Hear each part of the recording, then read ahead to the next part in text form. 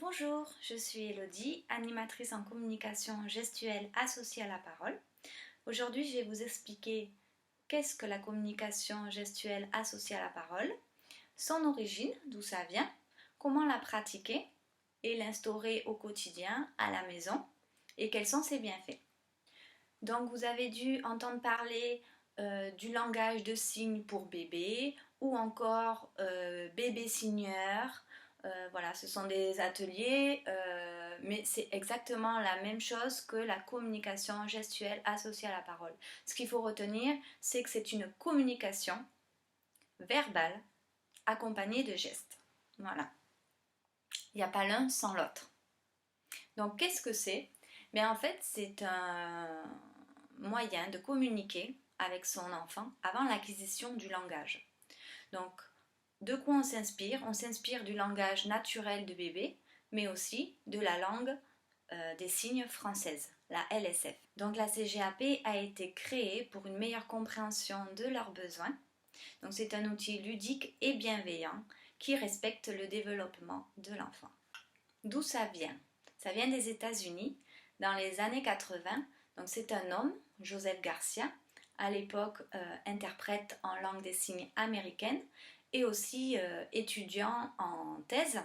Donc il observe ses amis qui eux sont sourds et qui ont des enfants entendants.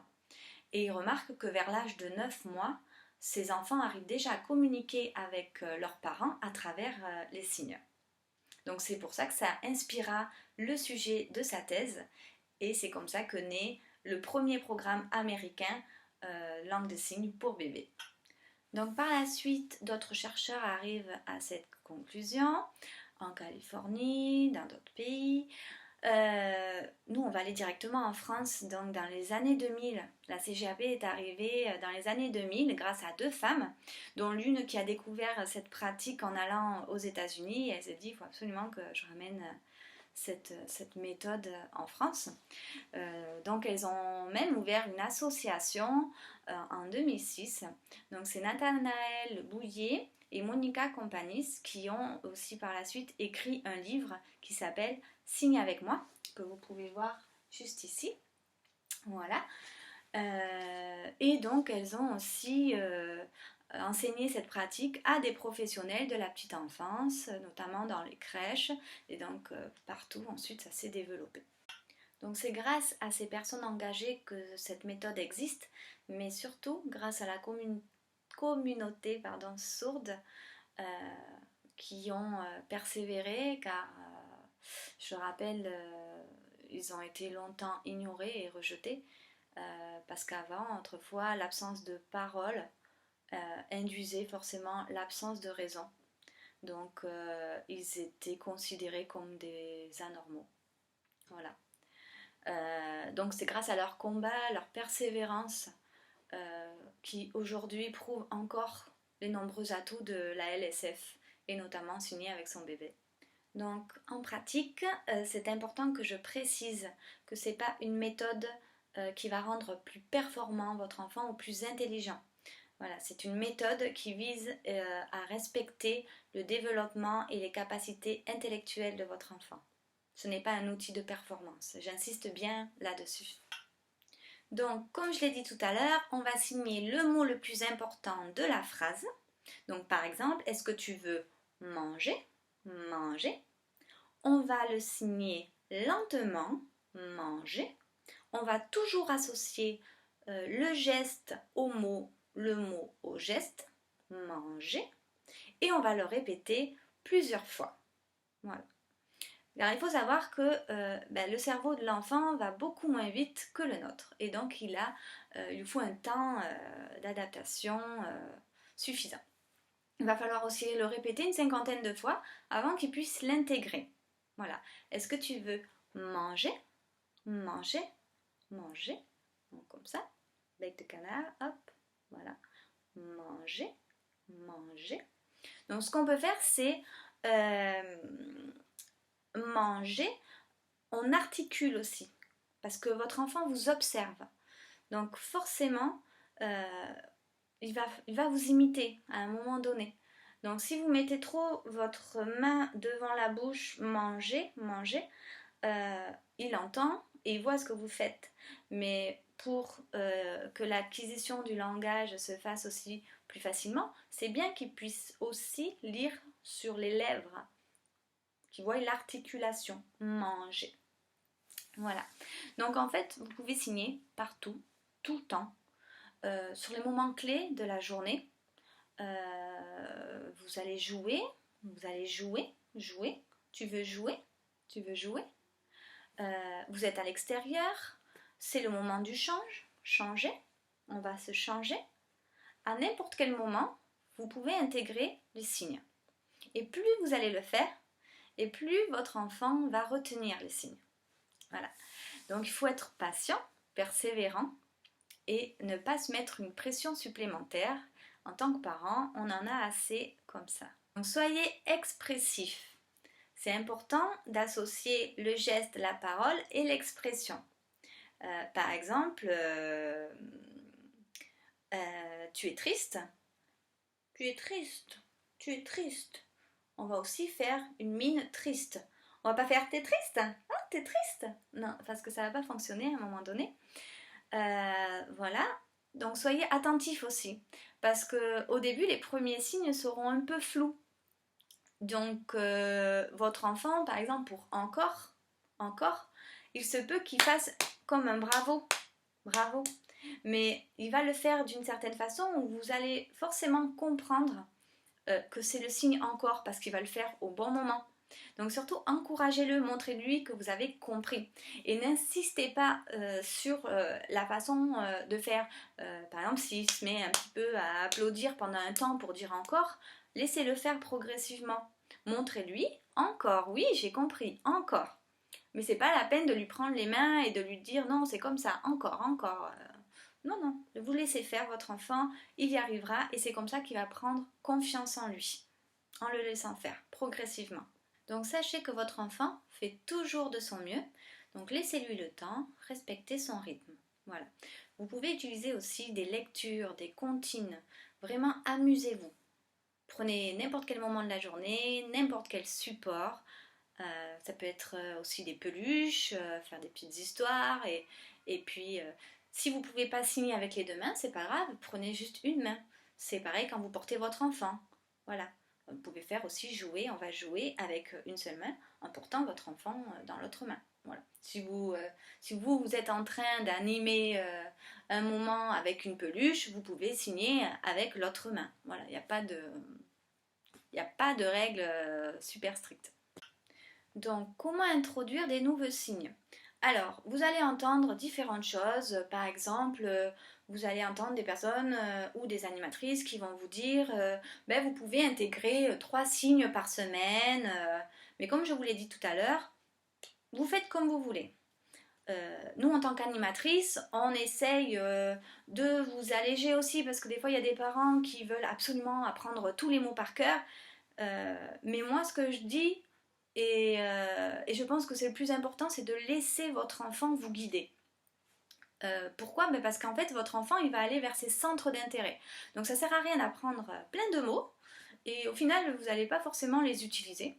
Alors que votre enfant, il va vous amener des choses, il va vous montrer des choses, et du coup, là, vous pourrez vous dire, tiens, qu'est-ce que c'est ce signe? Il faut que je lui apprenne, il me montre ça. Et donc, laissez votre enfant vous guider. Si vous voulez vous instaurer un planning, allez-y, c'est libre à vous. Donc c'est vrai que 3 mots par semaine, ça peut être bien aussi si vous avez besoin d'avoir un cadre. Mais sinon, voilà, laissez votre enfant vous guider aussi, c'est aussi sympa. Qu'est-ce que je peux vous dire d'autre? Informez votre entourage, notamment si vous faites garder votre enfant par une nounou ou les grands-parents. N'ayez pas honte de dire que vous signez, même si parfois, on va en parler tout à l'heure, mais il y a des personnes qui peuvent mettre un frein à votre apprentissage bienveillant. Mais voilà, dites les mots que votre enfant a acquis dernièrement. On m'a raconté une petite histoire assez drôle. Une petite fille, toute la journée chez la nounou, elle signait gâteau. Elle signait comme ça. Sauf que gâteau, c'est comme ça. Mais en fait, la nounou, le soir, elle a dit aux parents, je pense qu'elle a mal à la tête parce que toute la journée, elle m'a fait ça. Mais en fait, la petite, elle voulait juste un gâteau. Voilà, donc toute la journée, elle a demandé son gâteau qu'elle n'a pas eu. Donc c'est pour ça, informez votre entourage, les personnes qui gardent vos enfants, afin qu'ils puissent subvenir aux besoins de vos enfants. À partir de quand? Alors, vous pouvez tout à fait commencer quand vous êtes enceinte, vous avez du temps devant vous, vous avez envie de vous faire plaisir, donc profitez-en. Vous pouvez apprendre quelques signes du quotidien de bébé et comme ça vous êtes prête quand votre enfant naît et vous vous habituez à les instaurer à la maison. Après, il n'y a pas d'âge en fait, vous pouvez tout à fait le faire quand vous êtes prêt déjà. Donc ça peut être 3 mois, ça peut être 6 mois, ça peut être 10 mois. Il n'y a pas d'âge, sachant que votre enfant ne signera pas avant 6-8 mois, des fois 10 mois. Voilà, puisqu'on l'a dit tout à l'heure, chaque enfant est unique et a sa capacité d'apprentissage et a un rythme différent. Donc, c'est vous qui voyez. Voilà, il n'y a pas d'âge, il n'y a pas de prérequis. Non, non, non, non, non. La communication gestuelle associée à la parole ne retarde pas le langage, sinon on ne l'appellerait pas comme ça. Du moment qu'elle est associée à la parole, bien au contraire, ça va faire que progresser votre enfant. Voilà. C'est comme la marche en fait. Votre enfant, il commence à marcher à quatre pattes, c'est pas pour ça qu'il perd la motivation de marcher debout, comme nous. Votre enfant vous observe. Donc il voit très bien que vous ne signez pas toute la journée. Il voit très bien que vous parlez. Donc votre enfant aura envie de faire comme vous. Et justement, de voir que vous allez commencer à vous comprendre à travers les signes, ça va encore plus entraîner sa motivation à communiquer avec vous, donc à parler. Donc petit à petit, la parole va s'installer et petit à petit, les signes s'effaceront. Mais au contraire, ça motive l'enfant à parler. Ça ne retarde pas l'acquisition du langage. Bien sûr, si toute la journée vous signez sans un mot, sans un bruit, votre enfant, il va signer et il ne va pas parler. Mais votre enfant, de manière naturelle, il baigne dans un environnement sonore. Donc forcément, il aura envie d'interagir, de communiquer à travers le son, à travers la parole, à travers la voix. Donc la communication gestuelle associée à la parole, elle présente de nombreux bienfaits et avantages. Notamment, elle permet à votre enfant d'être moins dépendant de notre faculté à deviner les choses. Ça lui permet déjà de travailler la confiance en soi. Il peut déjà choisir ses sujets de conversation, il peut vous montrer un avion qui passe, il peut vous montrer un oiseau, il peut vous dire ce dont il a besoin. Donc il est vraiment acteur. Donc ça c'est très important. Ça permet aussi de renforcer le lien dans la fratrie. C'est super, des enfants qui communiquent ensemble. Si vous avez un plus grand, ils adorent les signes. Ils vont apprendre plus vite que vous et du coup ils vont pouvoir commencer à communiquer avec le plus jeune à travers les signes, à faire des jeux. Et donc c'est vraiment intéressant cette entente, ce lien qui se crée. Donc ça renforce le lien dans la fratrie, mais aussi ça crée du lien avec tout l'entourage qui signe avec l'enfant. Donc on l'a bien vu tout à l'heure, c'est aussi l'acquisition du langage, hein, ça favorise forcément. Et ça permet aussi de déchiffrer certains mots qui phonétiquement ne sont pas forcément, c'est pas forcément flagrant, comme par exemple encore, dehors. Voilà, on entend un petit peu la même chose et le signe est complètement différent. Encore, dehors. Donc ça peut aider à l'enfant à mieux comprendre certaines choses, certaines situations. Ça permet aussi de limiter les frustrations. Vous avez votre enfant qui est en train de jouer et souvent ce qu'on peut observer c'est qu'en tant que parent, on prend notre enfant pour par exemple passer au moment du repas, on le prend et on le met sur sa chaise haute pour le faire manger. Votre enfant il est hyper frustré, il pleure parce que vous venez de lui enlever son occupation, il était bien, et sans lui expliquer les choses. Donc déjà, expliquez à votre enfant que on va passer à table, qu'on va manger, on va manger. Est-ce que tu viens? On va manger. Et là, vous allez vite observer, souvent, en tout cas en tant que maman, je peux vous dire que ça fonctionne. La CGAP, elle s'inscrit dans une démarche bienveillante et de bien-être familial. Qu'est-ce qu'on fait une fois que l'enfant parle? Qu'est-ce qu'on fait de tous ces signes? Eh bien, ça peut vous rendre service à certains moments, notamment si votre enfant a un besoin qui presse, sauf qu'il y a du monde, il n'ose pas vous le dire. Des fois, ça peut arriver qu'il peut vous signer le pipi. J'ai envie de faire caca. Voilà. C'est peut-être plus simple à un enfant de signer, notamment aussi pour les émotions. Je suis en colère. Je suis en colère.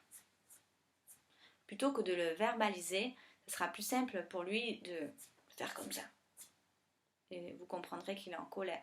Donc là, ça peut, voilà, pourquoi tu es en colère, voilà, ça peut aider encore au quotidien. Vous pouvez utiliser les signes pour des situations délicates. On l'a vu tout à l'heure, la LSF, langue des signes française, est une langue à part entière que depuis 2005. Elle est reconnue comme langue à part entière, comme l'anglais, l'espagnol, mais aujourd'hui elle l'est.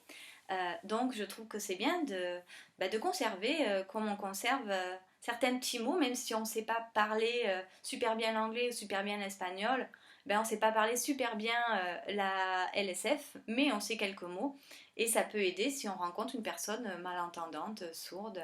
Atelier de signes, livres, support vidéo, que choisir? Heureusement, on est tous différents, donc prenez ce qui vous convient le mieux. Il y a des livres qui sont très bien faits, il y a des vidéos qui sont très bien faites, et il y a des ateliers qui sont aussi très bien faits. À vous de voir ce qui vous convient le mieux. Moi, je vais vous parler des ateliers. Les ateliers permettent d'avoir une certaine régularité, de s'instaurer un rythme d'apprentissage. Et là, vous apprendrez vraiment tous les signes du quotidien, les moments clés de la journée, les plus importants. Et si vous avez envie après d'apprendre plus, vous pouvez aussi compléter avec des livres, avec des applications aussi, il existe. Mais ce que je veux dire, c'est que les ateliers vont vous donner des bases de comment mettre en place cette communication à la maison, comment l'instaurer dans votre quotidien sans se faire submerger par beaucoup d'informations. Voilà. Aussi, ce qui est intéressant dans ces ateliers, c'est qu'il y a un échange donc, entre les parents, entre les enfants, sachant que, soyons clairs, ça ne rendra pas forcément votre enfant plus sociable. Voilà, c'est pas parce que vous mettez votre enfant en relation dès son plus jeune âge avec d'autres personnes qu'il en sera forcément plus sociable. On va pas développer là-dessus, mais voilà, ça marchera pas. En revanche, ça lui fait découvrir un environnement, ça lui fait découvrir des interactions, des sens, des choses différentes et variées. Forcément, ça développe son éveil. Participer à des ateliers, ça permet aussi d'échanger sur les situations rencontrées, les problèmes que vous avez rencontrés avec certains signes, ou justement des choses drôles que vous avez envie de partager. Je peux répondre en direct à vos questionnements, que ce soit sur les signes ou sur d'autres choses qui concernent la parentalité. C'est un moment riche en échanges et c'est aussi important. Donc j'espère que cette première vidéo vous a plu. Vous pouvez me suivre sur les réseaux sociaux avec Respira64 et également avec mon site internet où je propose diverses prestations, autant sur le bien-être, la parentalité et la féminité. Donc Respira64. Voilà, je vous dis à bientôt.